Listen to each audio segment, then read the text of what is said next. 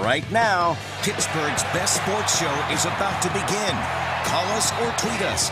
We've got things to talk about on the Nightly Sports Call. All right, Ken, thanks very much. Good evening, everyone. It is a Friday night frenzy here at the Sports Call, the Nightly Sports Call, where you can reach us at 412-575-2600 or on Twitter tonight. It's at KDPomp, at Paul Zeise.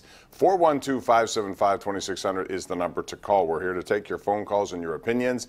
Busy high school. You'll be seeing the high school scores coming up, bottom of your screen. Final weekend of the regular season, then the playoffs begin. 9 spots still undecided. We'll have highlights and reaction and scores coming at you tonight at 11 o'clock on KDKA. But it's also a big weekend for college football and professional football. Let's bring in Paul Zeise, outstanding columnist with the Post-Gazette and host of the Paul Zeise Show on 93.7thefan.com. We'll start with the big game, and that would be Penn State, Ohio State. We'll go there because it's tomorrow night. It's 2 versus 6.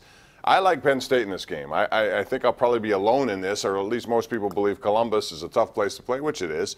But I think Saquon Barkley is something special. I also think Penn State's defense is something special. How do you look at this game?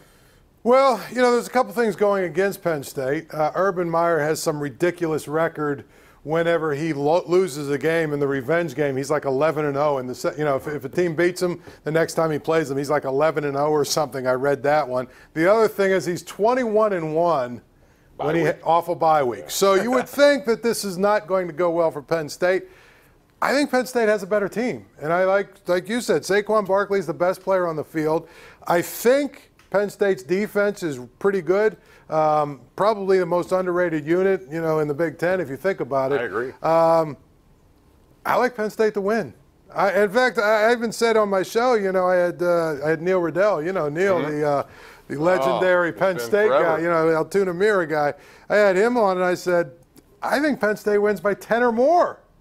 Well, I'm not going to be that ambitious. Well, we'll see, but I'm just telling you. I agree with you. I'm surprised. Both of us agree now. So we'd like to get your take on that. Last week I said they were going to blow Michigan's doors off, and it's going to be a close game. They're going to blow their doors off. I think tomorrow they're going to win by like 10 or more. All right, and then you have a game at Michigan State, which won't be easy, and maybe the toughest one, given the fact that they'll be coming off Michigan and Ohio State, so we'll see how that goes, but one game at a time for James Franklin.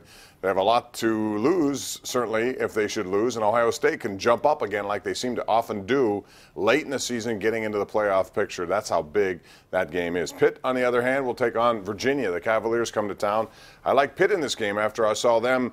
You know, when they were down last week to Duke, Paul, 17-7, I said, okay, here they go again. They're just going to fall apart, critical times, big plays, and then they responded.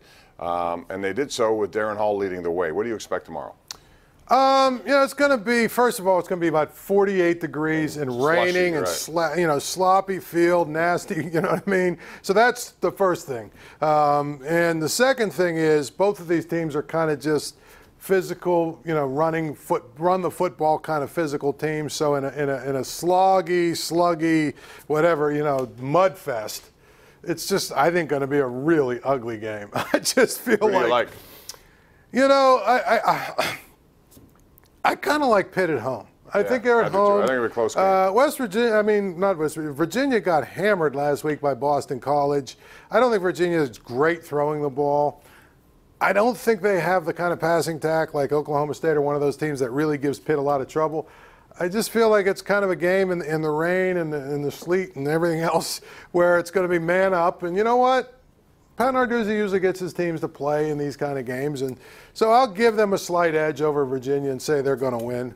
The other game that's interesting, West Virginia and Oklahoma State. I mean, Oklahoma State can score, but they haven't scored recently. They scored 59 on Pitt. What do you think? I think tomorrow's going to be a high score. I take the over. The over-under 73. And I'd go over. I still think it's over, and I like West Virginia to win outright. I think they are going to score a bunch of points.